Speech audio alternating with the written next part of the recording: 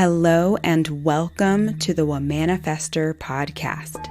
I'm your host, Katie J. I'm a women's empowerment coach and a mentor to badass, game-changing women. I'm here to share insights, practices, and resources that help me and my clients manifest with ease.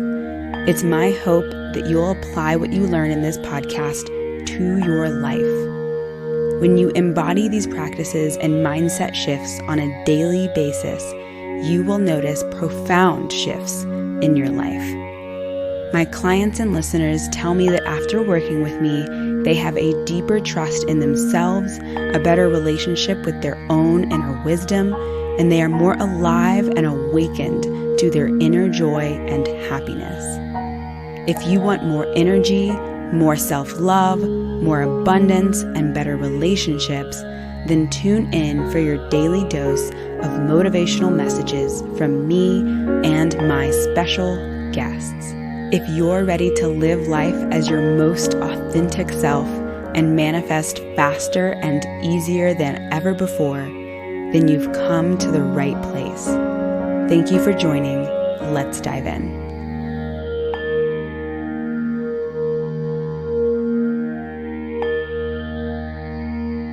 Welcome back to the Womanifester podcast. I am so honored to have Cristina. And Cristina is an energetic coach. She helps women create limitless lives through their own energy. She has rewilding retreats. She does group coaching and mentorship. And she also is a part of the Austin Rewild Festival. So I'd love to dive into all of these things and more. But first, I want to have Cristina introduce herself. Tell us who you are and how you got where you are right now. Thank you so much, Katie. I'm so excited to be here.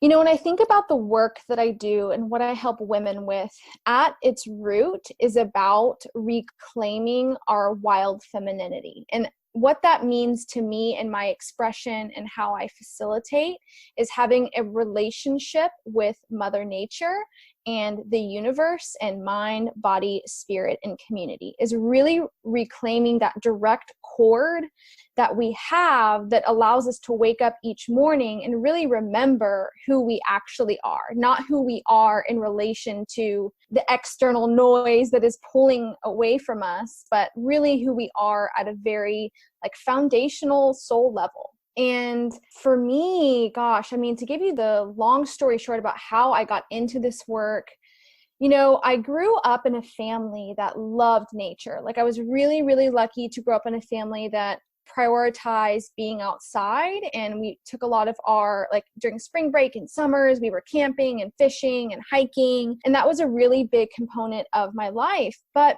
when I got to college and really after college, I really hit a really rough period in understanding my sensitivity. Since I was probably 14 or 15, I always felt this energetic pull away from myself and not understanding my energy and how to keep my boundaries. And so much of my life, Katie, felt overwhelming. I would get excited, but overwhelmed. And then I'd overcommit and not have boundaries and end up in a mess. And this culminated for me in really my relationship with alcohol. When I really studied that, really understood why I was drinking, why I was coping, why I was using it to really numb the overwhelm that I was feeling, I felt like that's when my real reclamation of my energy started, is really when I got to that thing that I was using to numb my sense of overwhelm because I didn't have the energetic tools to be with myself and to understand how I could direct my energy. Prior to that, I felt like my life was all about a reaction. I was always reacting and not planning. Does that make sense? Yes, it does. So what caused that shift in you to realize okay, this is not how I want to live my life? I felt like the moment I started feeling like when I woke up in the morning and all I would look forward to is the end of the day when I could have my glass of wine, I felt like that's when things got scary for me. I felt like that's when I was like, what am I living for? What am I working towards? I've always been in the in the wellness, at the intersection of the wellness and travel industry. I was working in corporate wellness as a personal trainer and nutrition coach. And I was seeing clients all day long, and I'd come home and drink. I started waking up in the morning, Katie, and feeling like that's what I look forward to. I mean, I had like a come to something moment of like, I cannot live like this, because I had this like flash of what my life would be like in the future if I kept up this habit. It could get worse. It could really get out of control. And so I really made the decision, like once I started realizing that's what I was looking forward to, I was like, I can't live my life like this. Like my life is beautiful. I am beautiful. And I know that like I can create something that is more in alignment with how I'm actually supposed to live my life. Is that how you were raised? Like, were you raised to view your life as like, I have so much potential, I'm not meeting that potential right now? Or is that something that you feel like you downloaded later on in life? No, I absolutely. I mean, I was really lucky. Like my mom was the breadwinner in my family. She was an entrepreneur, and she was such a good example of like what, you know, a strong feminine leadership can do. But I will say she was very masculine in her approach to life. And so I, being a very sensitive person, didn't have a good model for like energetics and energy and overdoing it. And I think that because of that, I really suffered. So I had a good model in terms of like what women can do and putting your foot forward. And like, I always felt really motivated, but I didn't have those containers for understanding energy. That was never taught to me. It was never demonstrated. It was never nurtured in that way for me growing up. Okay. So my next question is, what is energy? How do you explain energy to somebody who has no idea what you're talking about? I mean, it's something that you and I will use casually in conversation, you know, whether we're recording or not, but there are a lot of people out there that are like, what is she talking Absolutely. about? That's a really great question. I think of energy is how we occupy time and space. I think of energy as where are we directing the entities of our mind, our body, and our spirit at a given time. I think that once we can take a dissection of our lives and looking like in the morning, in the evening, in the afternoon, like where am I actually putting my body? Where am I putting my mind? Is it on mindless information and consumption? Is it on personal development? Is it on drinking or drugs? Like, I think of it as like how we are occupying our time and what the space around that looks like. I love that explanation. Beautifully said. Thank you. So you're a coach that focuses on the energetics of an individual. Correct. In relation to self, community, and Mother Nature, like that kind of paradigm. So it starts at the root. Like that's why my business is called the Rooted Method. So I start when thinking about self, like, okay, who am I without anything else, like externally, parents, environment, job, relationship, kids, whatever that is. Like, what are my interests? What is going on there first? Then we look at the micro environment, more about like the office, the home, the community, the relationships. Then looking at Mother Nature, how much time am I spending outside? Like, how do I access the type of energy of the ground, of the sky, of the sunlight?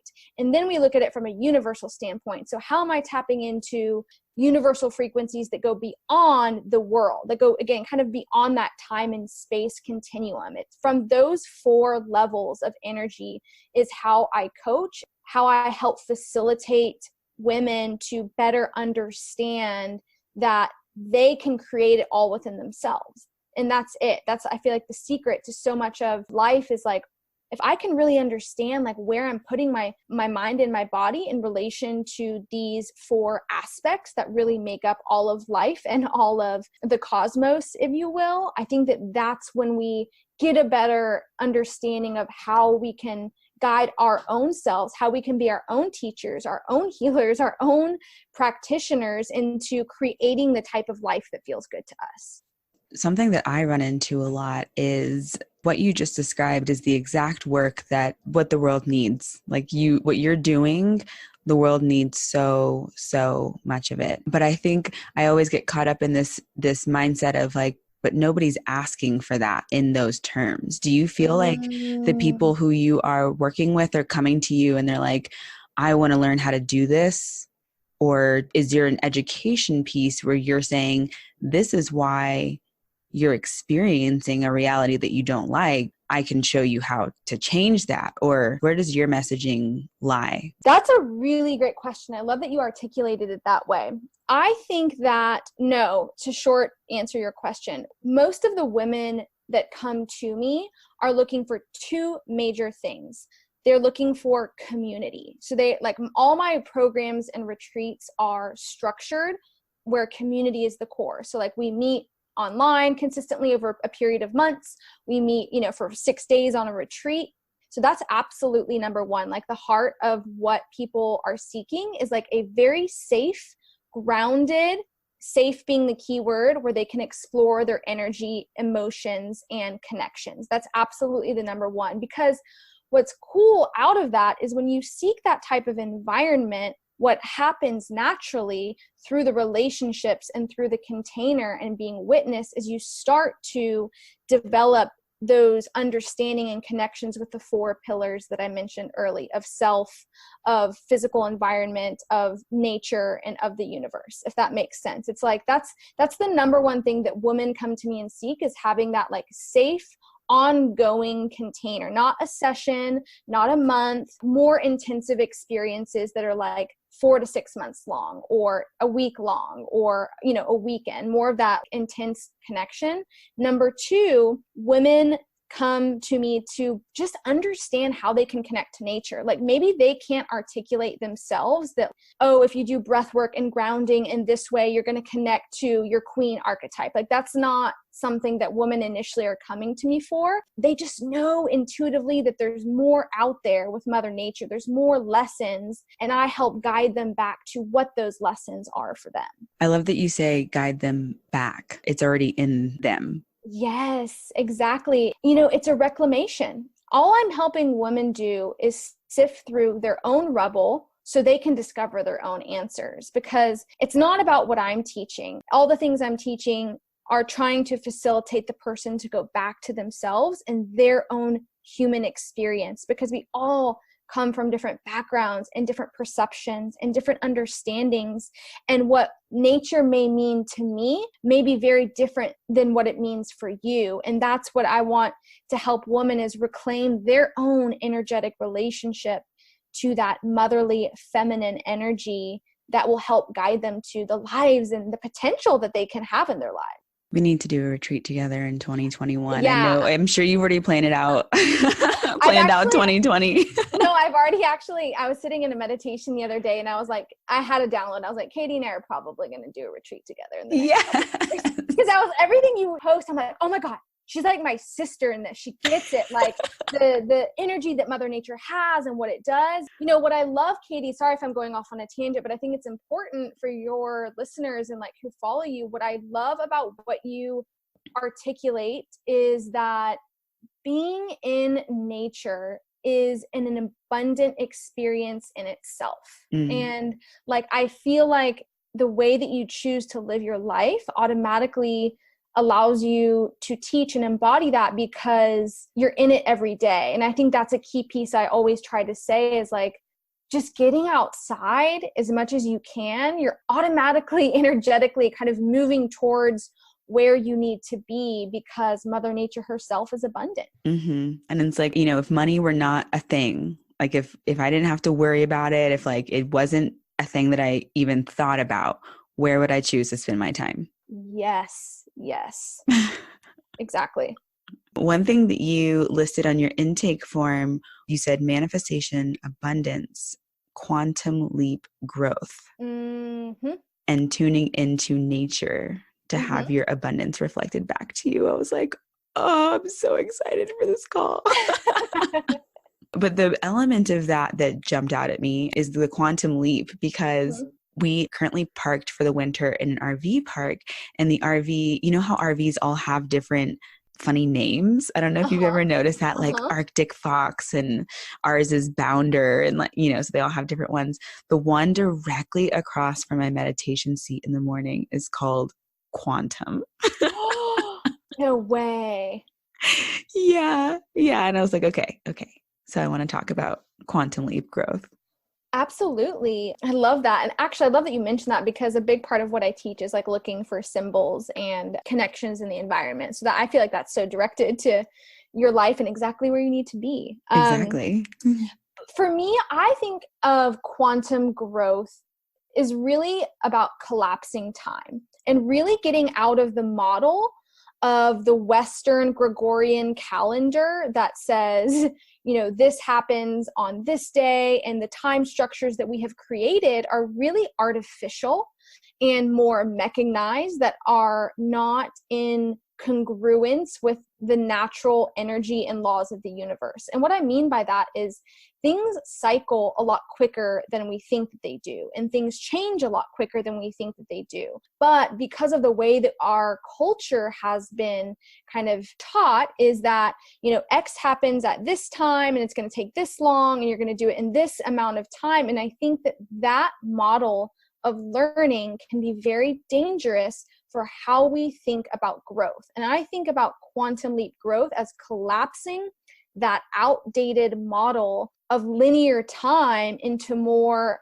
thinking that like magic can happen in any moment. You could make $10,000 tomorrow. You could decide that in a week you're going to go backpack. Those are two just random examples, but I think being in that frequency of remembering that time does not have to be linear and growth can be whatever you want it to be. It's just back to that intention of believing and trusting and allowing yourself to feel it fully in your body, so you can collapse time, so you can get closer to a reality that you may have thought of being as way farther away than it actually is. Okay, so I feel like you just explained that beautifully. So often, even I get confused sometimes with the like, how do we explain quantum leaps? But that is like just collapsing time. And I think as an entrepreneur, it's easy to get wrapped up in the like, well, it's going to take me this amount of years in order to start seeing the kind of income that I want to see. And then on the opposite side, there's the attention grabbing headlines that are like how I made 50K in 30 days. Is that something that stands out to you at all as an entrepreneur who also is familiar with this type of manifestation tool? So can you say the question again one more time? Like thinking about where we put our energy in terms of thinking about like what we're allowed to collapse time for, kind of? Right, exactly. Like there's these traditional timelines that you mentioned, and to what extent do we allow those to dictate our reality? Absolutely. And that's such a great question. And the way that I'll answer that is, I think it's so dangerous to think if you start a business that any goal should be like, okay, I'm going to make $100,000 in my first year of business. And absolutely, like that is possible for some people. I've seen people do it. But I think the more important kind of unraveling, unpacking question to do is thinking about your needs and lifestyle. And again, that kind of goes back to the root of like who you are as a person, because I think that what happens, Katie, I've seen it a lot in myself, certainly in the beginning of my business and other women who have similar businesses, is that we project what numbers and things that we want before understanding, what does my life actually cost? What am I actually saving? Because I think that those types of analyses are important first before thinking about like this quantum growth, because what can happen, for example, is you could really spend time with your calendar and your money and like, okay, how much do I need to save? Where can I cut back?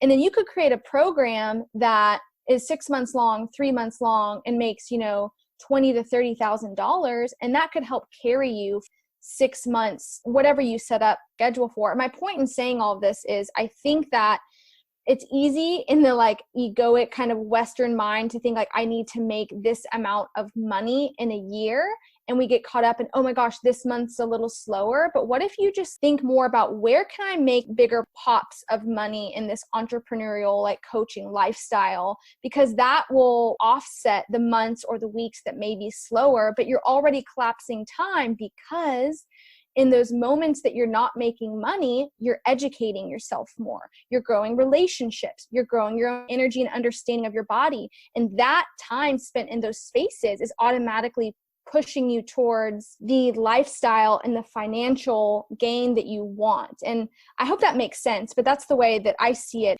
In the down periods, you're still making money, quote unquote, because you're investing in yourself. And that is your biggest asset in life, is who you are, like how you move your energy in the world, versus thinking like, okay, I have to be making all this pressure to have all this money in this amount of time, when you may not even be giving yourself the opportunity to step back and process and evaluate if it's something that is even right for you. I'm so glad you said that. I'm so glad you said it like that too. Yeah. I mean, I'll just like give a perfect example. Like in my business, of the 12 months in the year, I'm only making money for about 7 of the months, but they're bigger chunks of money that help fuel the other month. How long have you been doing this business? I will hit 3 years in February.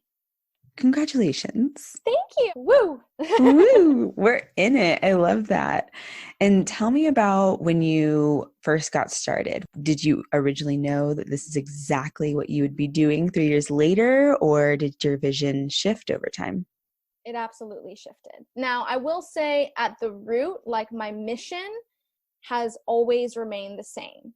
But the way I have articulated it, embodied it, taught it, and structured it has changed. So in the first year and a half of my business, it was completely focused on retreats. So I was doing like a retreat every 2 months in West Texas, one in California and one in Idaho. I loved it, but I really got burnt out. In the beginning, when I started my business, I thought I wanted just a retreat business. So I went from personal training, one-on-one clients and small groups, getting burnt out from that, then going, okay, I want to do larger groups, have some more time. I was doing retreats, and it was pretty much a one-man show. I would hire a couple of people here and there to help me, but it was just exhausting. And I also, to be honest, like I really wanted to be cultivating longer relationships with my clients. I really wanted to get back into that hybrid kind of retreat coaching model, because I felt like I was limited in some of the ways that could help women heal and transform their lives by just doing retreats. So it's kind of a double thing, like me being overwhelmed by just the sheer amount of time and effort it takes to do like 7 retreats in a year. And then for me wanting to have more impact and longevity in the relationships in my community. It was really actually about a year and a half ago when I really decided like I'm going to restructure my business to where it's more like 60% group coaching programs and 40% retreats. Is that how it is right now? Yes. And it feels way better. Oh, way better. Good. Yeah, it's amazing. It's a win-win for everyone. I have more consistency in my income. I feel like I'm getting, better results for my clients, and I still get to do the retreats. It's not the pressure of always having to like promote, which is just exhausting. Yeah, I totally get that. If someone listening to this right now really resonated with your message, in what way could they work with you?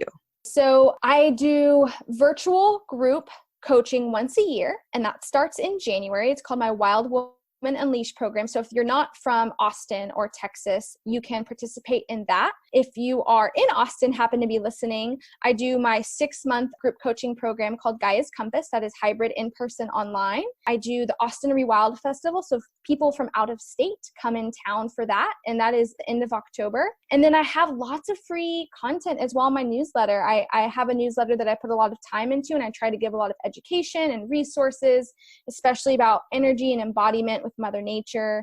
So I have both virtual and in-person Austin programming. I love getting messages on Instagram. I communicate a lot with people on Instagram. So if people have questions, feel free to reach out to me. It's a conversation like I love really having. Hello, beautiful soul. I'm briefly interrupting this episode to tell you about a free mini course I made just for you. It's called The Science and Spirituality of Manifesting. As a mentor and coach, I hear a lot of misconceptions about what manifestation is and how to do it effectively. So I made this 3-day course plus a bonus Q&A to break down these concepts in easily digestible chunks. Go to womanifester.com, input your name and email, and over the next 4 days, you'll receive an email from me with instructional videos and worksheets. I can't wait to hear about the breakthroughs and aha moments that come from this course. Head on over to womanifester.com to enroll today. Okay, back to the episode. So before we pressed record, you asked me what the energy of 2019 was, Yes. since we're in the last month of 2019 officially. And I want you to answer that same question, but on the air this time. And I'm so glad you asked me that again. For me in 2019, I felt like was all about the power of consistency and really planning, really being in that more masculine mode of like, what does each month of my year look like? So what I did last year, if this is helpful for anyone who's a coach and entrepreneur, that really, really changed my business, is in January of last year, I went to my meditation space. I got a big whiteboard and I made quadrants of every month of the year. And I put themes and I put when my programs would start, when they would end, where are my retreats, and most importantly, where am I resting? Like, where am I actually taking the time to not touch business, to really focus on rejuvenating my own energy?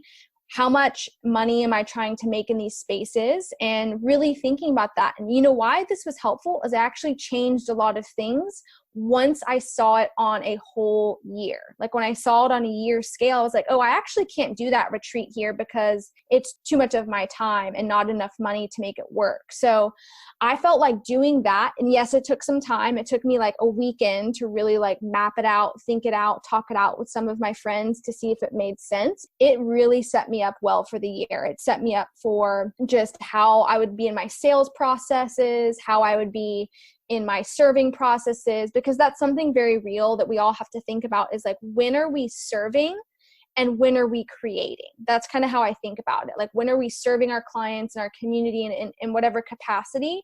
And then when are we creating the sales pages, creating the marketing, creating the infrastructure around that? Because too often we can kind of go one end or the other and it cannot feel balanced. I hope that was helpful because it was a game changer for me that one of my mentors really helped me with. I'm so glad you mentioned mentors because that was my next question for you. Yes. Who are your mentors? Oh gosh. Okay. Top five. Top five. Jolie Dawn, she really helped me change my business. She actually was in Austin, but she moved back to San Diego.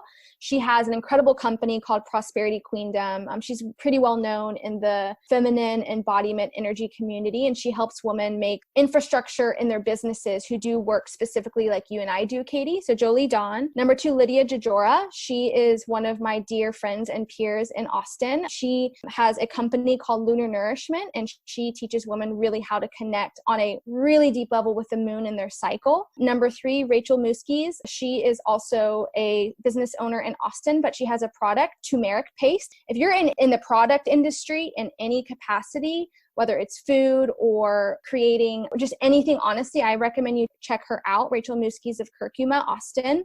Ginger Webb, she's an herbalist in Austin as well, and she's really helped me in my relationship to the plants and thinking about like how we have journeys with them and how our abundance is reflected back, and really just always deepening that intrinsic relationship. The 5th one, I would probably say a woman named Camille Macries in Austin. She's based in California originally too, but she runs a business called School of Inner Beauty. And her business model is a little bit similar to mine in that it's community-based, like really bringing in sisterhood. But all those women you can check out. And really, if I think about it, what those women have all taught me is different levels of needs that I have in my life. So I've got the business coaching that I've needed, the embodiment coaching, my relationship to the moon and the plants, and then creating the infrastructure around community. Like all those women have given me very specific things that I have needed to have balance and beautiful abundance in my life. That is an awesome list. I don't think I recognized a single one of them, but I'm like so excited to go check them out. Yeah, I mean, they're all awesome. Yeah, and especially if you're looking for like the business infrastructure, like I definitely recommend you check out Jolie Dawn. I mean, she has just such a great reputation of really helping women in the energetic spaces of, who do work like us to really monetize and make infrastructure around it. And that's something that is so, so needed. I definitely sometimes, I have a business coach. She's specifically works with coaches as well. And I think that it's so, so important for me to also have my spiritual mentor, to have a mentor that speaks specifically about manifestation. And that's what I love about your list, that you were like, it's so specific by industry.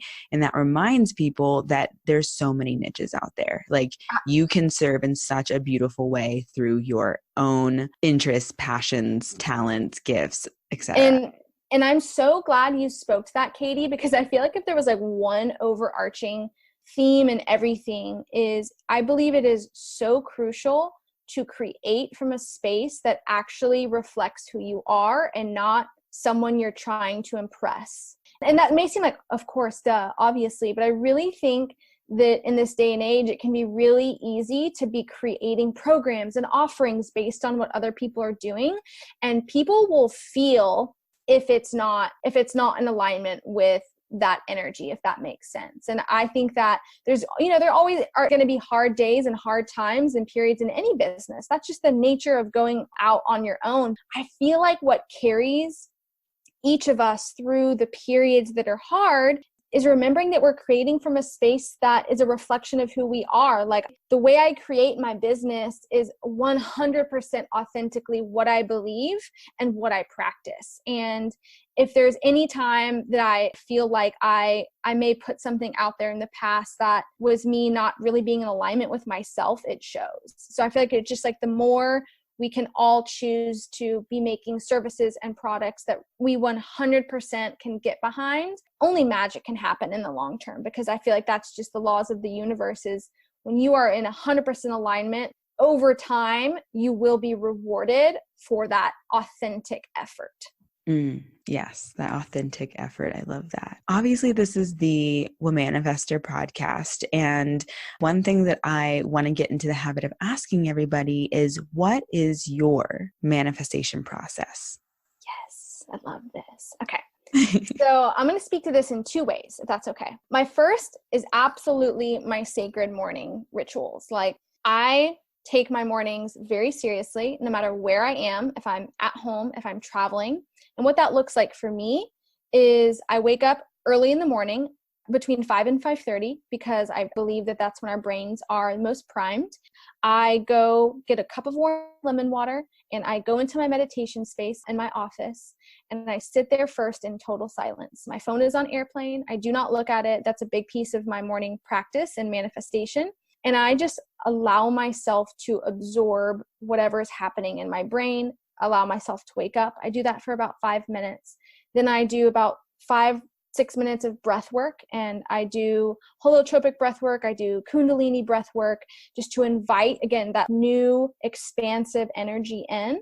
And then sometimes I'll just sit there and let that energy flow through me. But more often than not, I am visualizing my day, my most badass, sensual, sexy, turned on day, how I'm going to be with my clients, how I'm going to be on sales calls, how I'm going to be in my downtime. I visualize my day. And if I'm in a launch period or a few months out from a big program or retreat, I fully tap into feeling all those men, all those women, all of that experience as if it's already happened. I really tap into those elevated emotions in my body because I believe that is the key to manifesting, is fully feeling it before it happens, is mimicking it in your heart and in your gut so your brain and your body can be in antenna and attracting it. So I spend time doing that, and then I usually close that out by doing a gratitude list.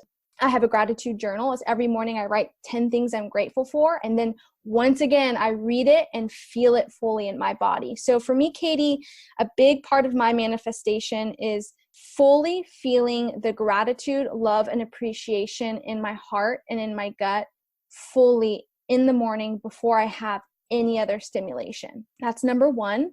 big piece of my second manifestation practice is absolutely actually being out in nature, like we've kind of talked about on this podcast. At least once a week, I mean, every day I'm in nature. I always go on nature walks outside my house or at a park, but at least once a week, I am making an effort to go out for like 2 or 3 hours.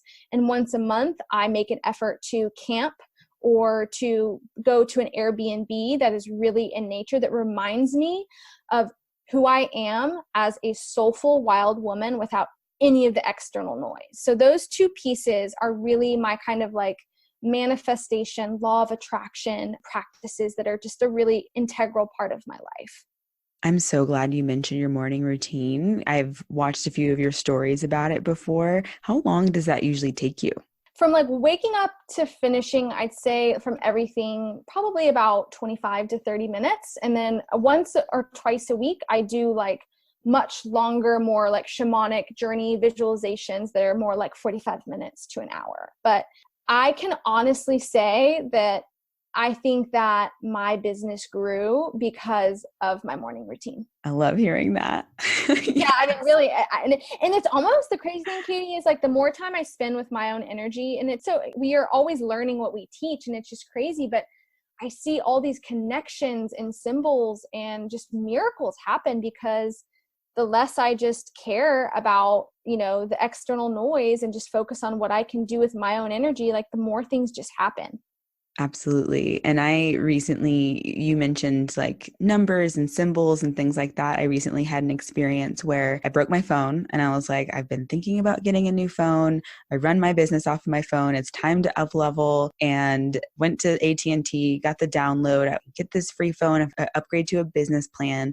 Okay, that's going to be double what I've been paying. Right. Do I hold my business back by not committing to this business plan and getting this free phone, and this upgrade seems very aligned? Or do I say yes to this and allow it to grow? And I said yes.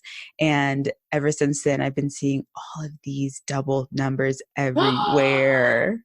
Oh, that's amazing. Oh, Yeah. and doesn't that just feel like you're almost like having a conversation with the universe? It's like, okay, I see you. That's just so cool. I love hearing that. And that's why I like having people like you on this podcast, because then people can hear, wow, she really is using a morning routine to manifest. Like these examples, that I want to share more of these types of things with my audience so that, it kind of solidifies this works. This is something that actually happens.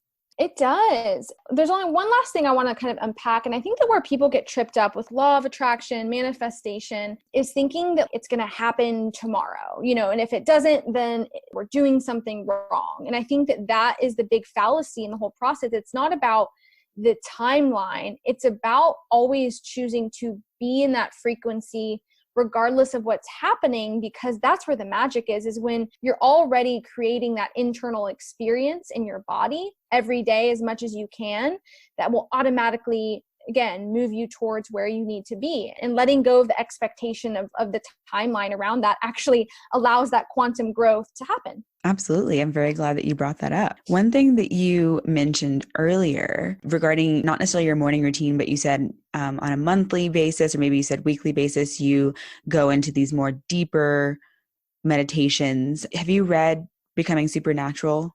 Yes. Okay. And you know how he has the different meditations that you can buy that he references throughout the book? Yes, I've already bought 2 of them. Okay, me too. See, look at that. We attracted each other. The one that I bought, I can't even remember what it's called exactly. Anyway, in the meditation, he says to become no thing, no one, in no time, no space. And for the longest time, I was like, what does he mean by that? And I finally experienced it for the first time. And I backed off of that meditation. I was doing it every morning at, I think it was 4:30.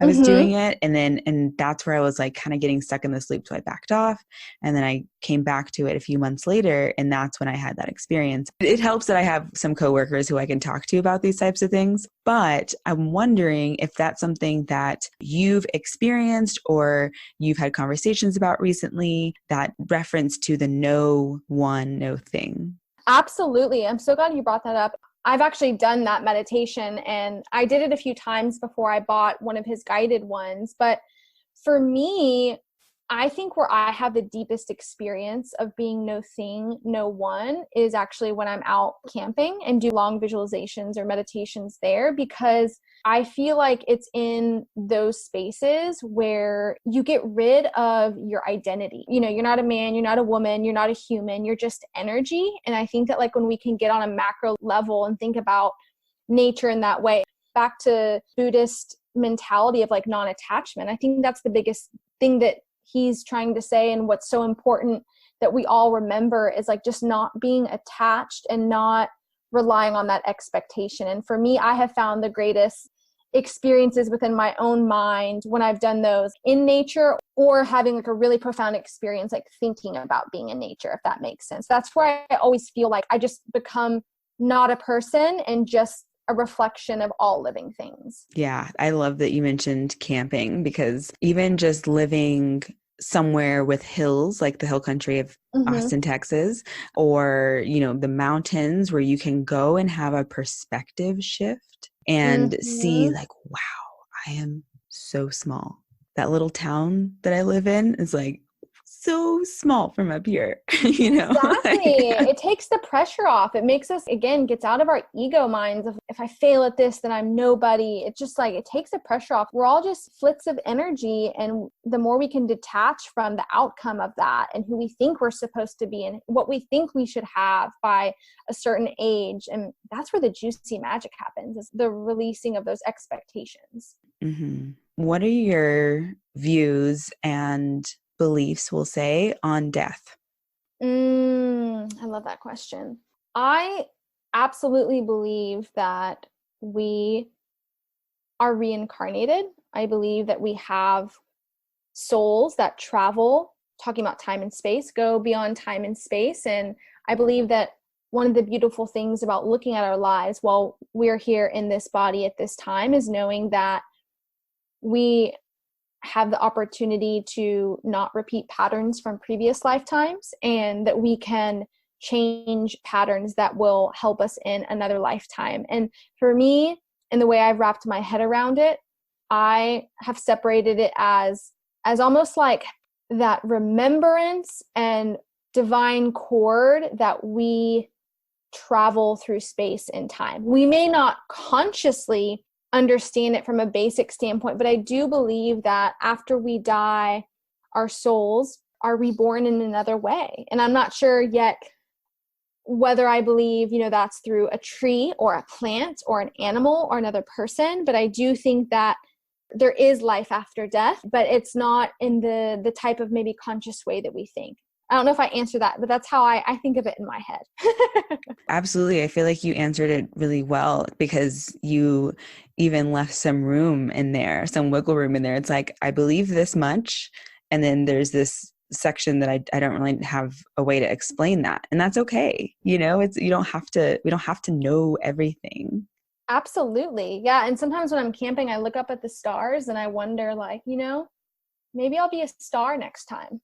Maybe I'll be a plant. I don't know. Yes. And I'm glad that you brought up the plant and star too, because sometimes Tucker and I will have conversations about whether or not humans are the most evolved species on Earth. You know, maybe dogs are. I don't know. Like they have a pretty nice life. Absolutely. No, I love that you said that. I mean, it's true. It's like, I definitely think that we are living in a time when we're understanding that the hierarchy of humans being at the top is changing, and for good. I think that, you know, we have to always remember that humans wouldn't be alive without the other animals and without the other plants. I think we always have to have that reciprocity in that relationship. Mm-hmm. Well, Cristina, that's all the questions that I have for you. I'm really grateful that you felt so comfortable to dive deep with me on some of these topics. Yes, thank you so much. I felt like it went by so quick. I really appreciate our resonating hearts and minds, and I'm really excited to share more. Yeah, me too. I know that your time and energy is so, so valuable. So I want to just say thank you for stopping by today. If you enjoyed this episode, I would greatly appreciate it if you took a screenshot of you listening to it and shared it to your Instagram.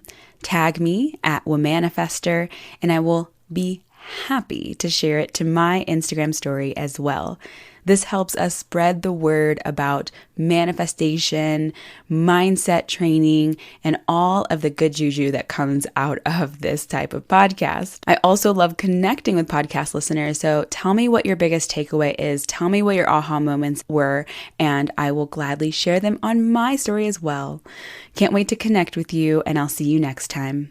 Bye.